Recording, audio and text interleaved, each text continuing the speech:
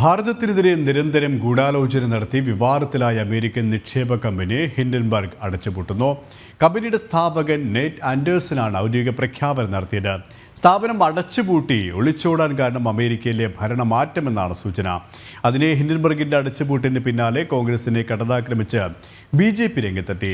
രാജ്യത്തിന്റെ സാമ്പത്തിക മുന്നേറ്റം തകർക്കാൻ അച്ചാരം വാങ്ങിയ ഹിൻഡൻബർഗുമായി രാഹുലിന്റെ ബന്ധം എന്താണെന്ന് വ്യക്തമാക്കണമെന്ന് BJP വക്താവ് शेसाद पुनेवाला പറഞ്ഞു कि जिस हिंडनबर्ग की आज दुकान बंद करने की बारी आई है, जिसकी कोई विश्वसनीयता यूनाइटेड स्टेट्स में नहीं थी, वो इन्वेस्टिगेशन में थे, जिसको सुप्रीम कोर्ट ने फेंक दिया था बाहर और कहा था कि इन पे जांच हो कि इन्होंने शॉर्ट सेलिंग करके किस प्रकार से भारत के निवेशकों का लाखों करोड़ रुपए नुकसान किया है, उसको भगवान का आखिरी शब्द कौन मान रहा था? राहुल गांधी और उनका इकोसिस्टम। क्योंकि राहुल गांधी और उनके इकोसिस्टम ने तो प्रण लिया है कि भारत की स्टेट और भारत की अर्थव्यवस्था को वो युद्ध के रूप में देखते हैं और उसे समाप्त करना चाहते हैं, उससे जंग लड़ना चाहते हैं। ये कल भी राहुल गांधी ने बोला है। तो राहुल गांधी जी, आज सवाल आपसे है कि हिंडनबर्ग ने तो मतलब आपके विदेशी अलायंस पार्टनर ने तो ताला बंद कर दिया, आप अपना प्रोपेगेंडा कब बंद करेंगे भारत के खिलाफ? आप बताइए कि क्या रिश्ता कहलाता है आपका इस हिंडनबर्ग के साथ? क्या ये कोई संयोग है या ये सोचा समझा प्रयोग है या उससे भी बढ़कर ये सोरोस के द्वारा स्पॉन्सर्ड उद्योग है कि वहां से कोई स्पॉन्सर्ड रिपोर्ट आती है और यहां पर जिस प्रकार से कांग्रेस पार्टी राहुल गांधी इसको उठाते हैं और पार्लियामेंट को कभी हाईजैक करते हैं, कभी अर्थव्यवस्था को डैमेज करने वाली बातें करते हैं, झूठ फैलाते हैं। വിവരങ്ങളുമായി ഐസൻ ജോസ് ചേരുകയാണ്. ഐസൻ, ഭാരതത്തിനെതിരെ നിരന്തരം ഗൂഢാലോചന നടത്തിയ കമ്പനിയാണ്, അമേരിക്കൻ കമ്പനിയാണ് ഇപ്പോൾ അടച്ചുപൂട്ടുന്നത്. ഈ അടച്ചുപൂട്ടൽ സംബന്ധിച്ച് കമ്പനി അധികൃതർ എന്തൊക്കെ കാര്യങ്ങളാണ് വ്യക്തമാക്കുന്നത്? സുരേഷ്, തീർച്ചയായും ഈ അടച്ചുപൂട്ടാനുള്ള നീക്കങ്ങൾ ആരംഭിച്ചു കഴിഞ്ഞു എന്ന് നെതൻ ആൻഡേഴ്സൺ, അതായത് ഹിൻഡൻബർഗിന്റെ നേതൃത്വത്തിലിരിക്കുന്ന വ്യക്തി തന്നെ പറയുന്ന ഒരു സാഹചര്യമാണ് ഇപ്പോൾ ഉണ്ടായിരിക്കുന്നത്.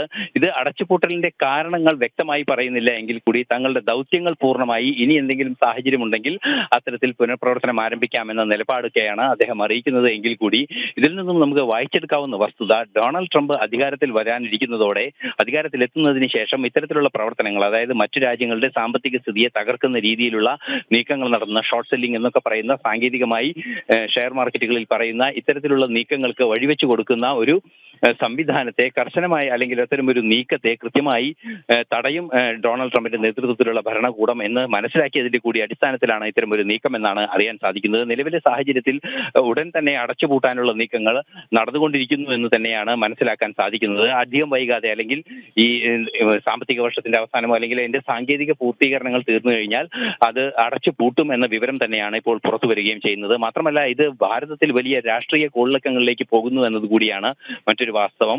ഇപ്പോൾ നമ്മൾ അല്പസമയം മുമ്പ് കേട്ടതുപോലെ, ഷെസാദ് പുനാവാല പറഞ്ഞതുപോലെ, വളരെ കൃത്യമായ ഒരു ആരോപണമാണ് രാഹുൽ ഗാന്ധിയുടെ നേരെ ഇത്തരത്തിലുള്ള ഒരു നീക്കത്തിന്റെ പശ്ചാത്തലത്തിൽ ഉയർന്നു വരുന്നത്. ഇത്തരത്തിലൊരു സ്ഥാപനം, അമേരിക്കയിൽ പ്രവർത്തിക്കാൻ അനുമതി നൽകേണ്ടതില്ല എന്ന് തീരുമാനിക്കപ്പെട്ട ഒരു സ്ഥാപനം, അല്ലെങ്കിൽ അത്തരം പ്രവർത്തനം അമേരിക്കൻ സർക്കാർ പോലും അംഗീകരിക്കാത്ത ഒരു സ്ഥാപനത്തിന്റെ റിപ്പോർട്ടുകളെ ഉദ്ധരിച്ച് പാർലമെന്റിൽ പോലും വലിയ കലാപങ്ങൾ ഉണ്ടാക്കിയ രാഹുൽ ഗാന്ധി ഇതിന് മറുപടി പറയണമെന്ന നിലപാടാണ് മുന്നോട്ട് വെക്കുന്നത്. രാഹുൽ ഗാന്ധി ഉൾപ്പെടെ ഭാരതത്തിന്റെ ആ ഒരു സാമ്പത്തിക ശാക്തീകരണത്തിനെ തിരിച്ചടിയാകുന്ന, അല്ലെങ്കിൽ സാമ്പത്തിക ശാക്തീകരണത്തിന് തുരങ്കം വയ്ക്കാനുള്ള ഒരു നീക്കം നടത്തുകയാണ്. അതിന് ഇത്തരം റിപ്പോർട്ടുകളെ ആശ്രയിക്കുന്ന ഒരു സാഹചര്യമാണ് ഉള്ളത്. ഇത് ഏത് തരത്തിലാണ് ഈ സംഭവ വികാസത്തെ കോൺഗ്രസ് നോക്കിക്കാണുന്നത്? ഇത്തരത്തിൽ തെറ്റായ പ്രചരണത്തിന് കൂട്ടുനിന്ന കോൺഗ്രസ് അതിന് മാപ്പ് പറയുമോ എന്ന ഒരു രാഷ്ട്രീയ ചോദ്യം കൂടി ഉയരുന്നു എന്നതാണ് ഏറെ ഗൗരവമുള്ള ഒരു വിഷയം.